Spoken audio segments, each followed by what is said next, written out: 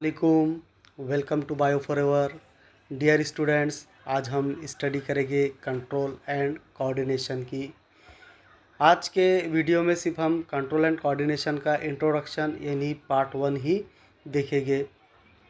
तो चलिए शुरू करते हैं। कंट्रोल एंड कोऑर्डिनेशन किसे कहते हैं, इसमें क्या होता है। तो सबसे पहले कोऑर्डिनेशन, कंट्रोल एंड कोऑर्डिनेशन, तो ये दो लफ्ज़ों पे बना है। एक है कंट्रोल और दूसरा कोऑर्डिनेशन। कंट्रोल, प्यारे बच्चों, जैसे हमें पता है कि जैसे अगर हम कुछ ड्राइव कर रहे हैं, गाड़ी चला रहे हैं, तो उसको कंट्रोल करने वाला एक ड्राइवर रहता है। जैसे हम क्लास ले रहे हैं तो क्लास को कंट्रोल करने वाला एक टीचर रहता है। इसी तरह हमारे जिस्म में भी बहुत सारे सिस्टम होते हैं और उन सब सिस्टम को चलाने वाला, कंट्रोल करने वाला भी कोई ना कोई है। तो आज हम उसके बारे में ही देखेंगे कि भाई हमारे जो जिस्म को है, हमारी बॉडी को कौन कंट्रोल करता है और इनके दरमियान कैसे कोऑर्डिनेशन होता है। तो चलिए शुरू करते हैं। यहाँ पे आपको तस्वीर में दिख रहा होगा कि 4 सिस्टम है यहाँ पर।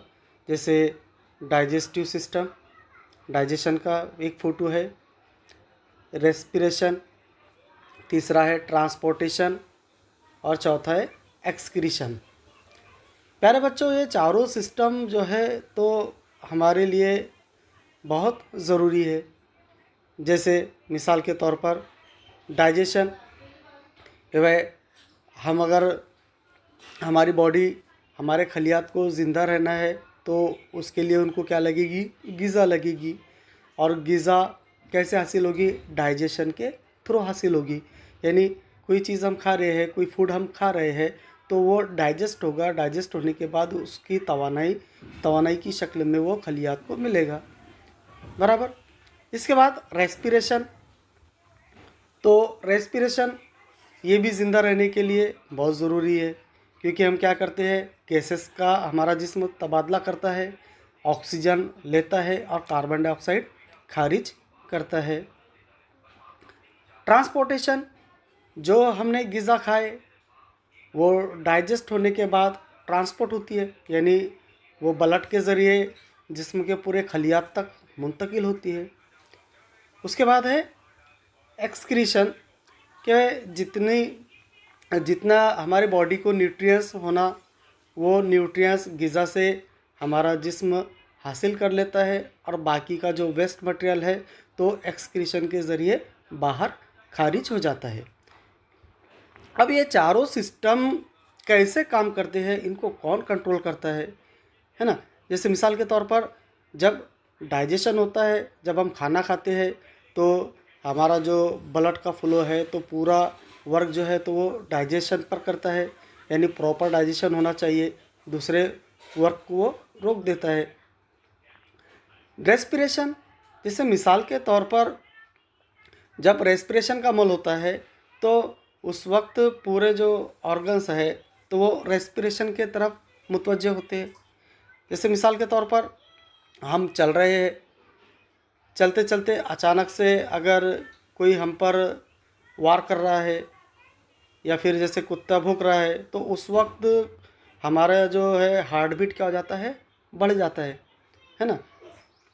इसके अलावा ट्रांसपोर्टेशन के जितनी ग़िज़ा जो हमने खाए हैं उसमें जो मेन न्यूट्रिएंट्स है तो वो हमारा जिस्म जो है तो हासिल कर लेता है, हमारे जिस्म के जो खलियात है उसे हासिल कर लेते हैं और ये ट्रांसपोर्ट होता है ब्लड के ज़रिए।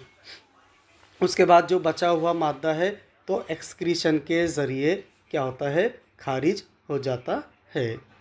अब इसको कंट्रोल करने वाला कौन है, हु इज़ द कंट्रोल। अब इन तमाम सिस्टम को, digestive system, circulatory system, respiratory system और एक्सक्रीटरी सिस्टम, इन तमाम सिस्टम को कंट्रोल करता आखिर कौन है। तो उसको कंट्रोल करने वाले यहाँ पर दो सिस्टम बनाए हैं, एक है नर्वस सिस्टम और दूसरा है एंडोक्राइन सिस्टम। डियर स्टूडेंट्स,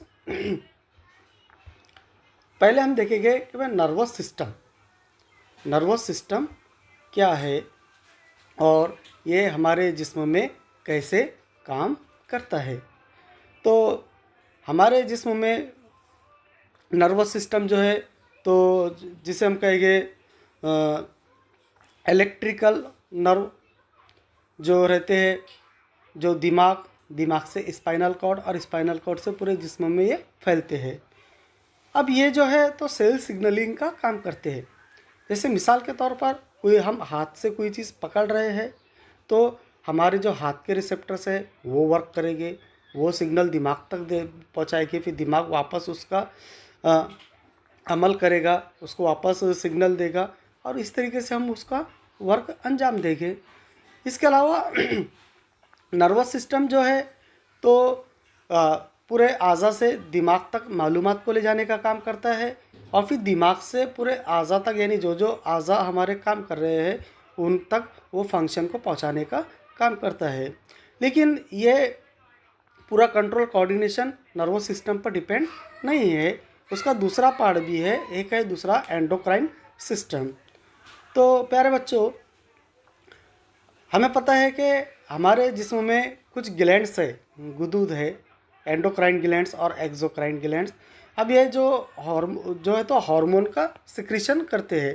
जैसे मिसाल के तौर पर pituitary gland, thyroid gland, parathyroid gland, adrenal gland वगैरह वगैरह। अब ये काम कैसे करते हैं तो एक एग्जांपल देखते हैं हम कि जैसे मिसाल के तौर पर हमारे जिस्म में एड्रिनल ग्लैंड पाया जाता है।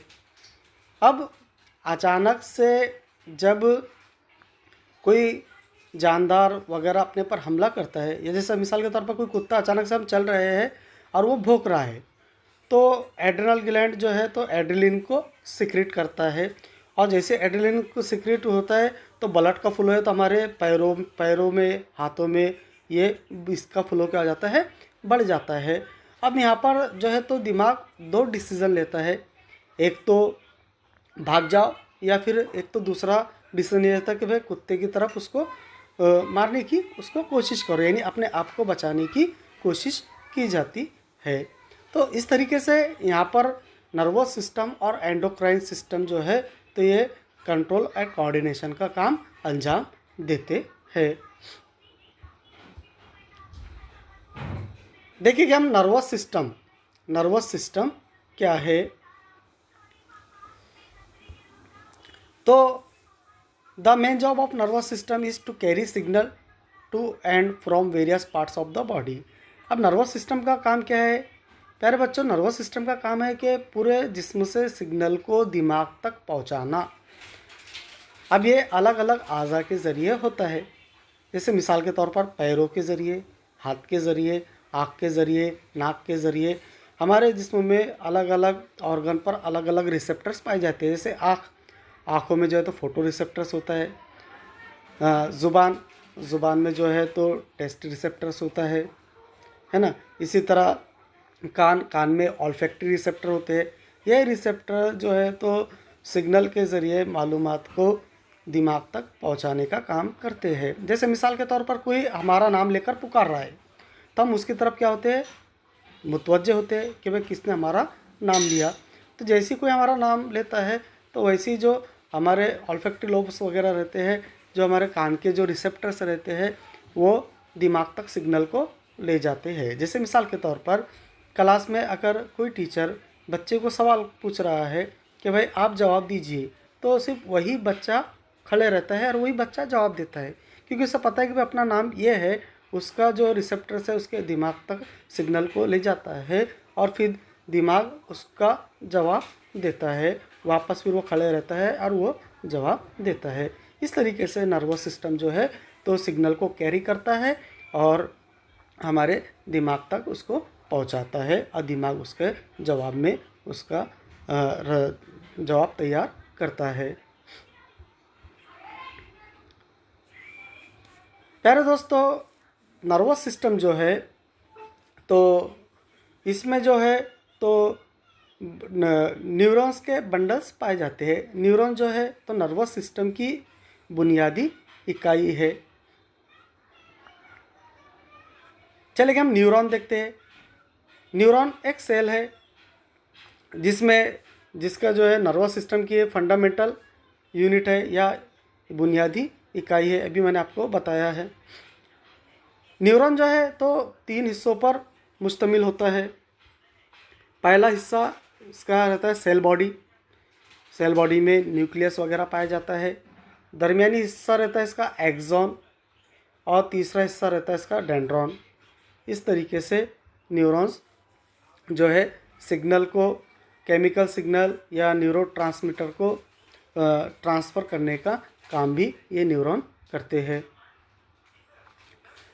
अगर हम नर्वस सिस्टम के फंक्शंस की बात करें तो यहाँ पर नर्वस सिस्टम जो है तो 3 किस्म के जो फंक्शंस है उसको परफॉर्म करता है। जैसे मिसाल के तौर पर कॉन्शियस एक्शन। कॉन्शियस एक्शन क्या है कि जैसे मिसाल के तौर पर हम जो काम कर रहे हैं तो सोच समझ के कर रहे हैं। जैसे मिसाल के तौर पर हमने एक कोई ऑब्जेक्ट पर, गर्म ऑब्जेक्ट पर हाथ रख दिए है, कोई गर्म बर्तन पर हाथ रख दिए है, तो हमारा दिमाग जो है उसको सिग्नल देता है और हम हाथ को क्या करते हैं, उठा लेते हैं। यानी ये जो अमल होता है तो सोच समझकर होता है, अचानक से नहीं होता है, तो इसे कहा जाता है कॉन्शियस एक्शन। दूसरा है रिफ्लेक्स एक्शन, यानी इसमें कोई रिसेप्टर्स, कोई जो ब्रेन्स वगैरह प्रॉपर जवाब नहीं देते, यानी ये अचानक से अमल होता है। जैसे मिसाल के तौर पर कोई चीज़ हम कुछ भी फ़ौरन हम उस पर से पैर हटा लेते हैं, हाथ हटा लेते हैं, है ना, तो इससे कहेंगे हम रिफ्लेक्स एक्शन। तीसरा है non conscious action. Non conscious action मतलब कि बगैर सोचे समझे कोई डिसीज़न लेना, ये कहलाएगा non conscious action. Non conscious action ये था। नॉन कॉन्शियस एक्शन मतलब कि अचानक से जो, जैसे मिसाल के तौर पर हमारी हार्ट बीट का बढ़ जाना। अगर हम कोई ख्वाब देख रहे हैं, हम सोए हुए हैं, अचानक से डरावना ख्वाब देखने की वजह से क्या होता है, हमारी हार्ट बीट बढ़ जाती है, तो इस अमल को हम कहेंगे नॉन कॉन्शियस एक्शन। अब नर्वस सिस्टम देखेंगे हम, कितने किस्म के नर्वस सिस्टम होते हैं।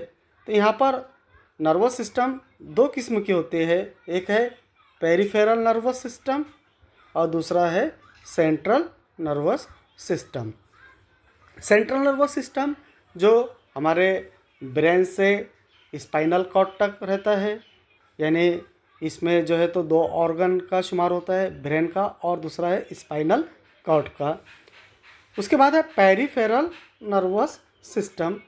पेरिफेरल नर्वस सिस्टम मतलब कि दिमाग और जो हमारा स्पाइनल कॉर्ड है, स्पाइनल कॉर्ड के अतराफ में जितने भी जो ऑर्गन्स रहेंगे वो पेरिफेरल नर्वस सिस्टम उसको क्या करता है, कवर करता है।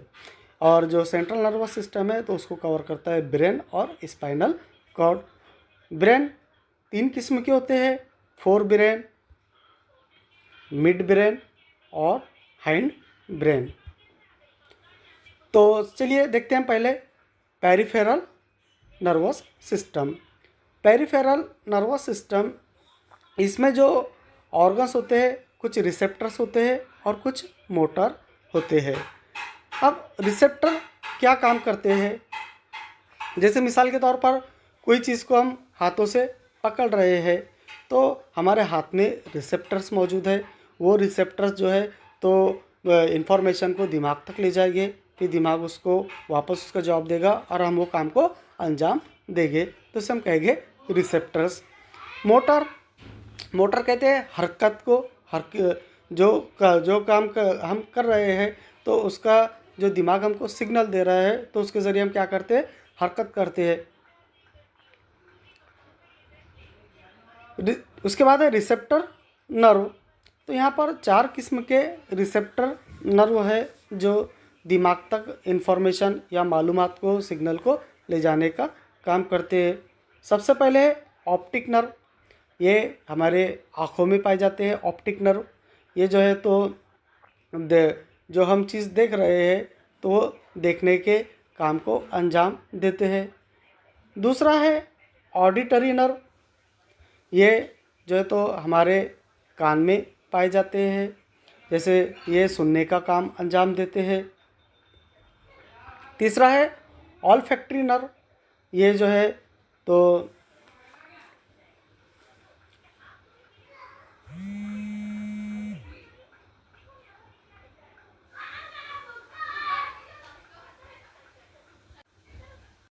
उसके बाद है गस्टेटरी नर्व।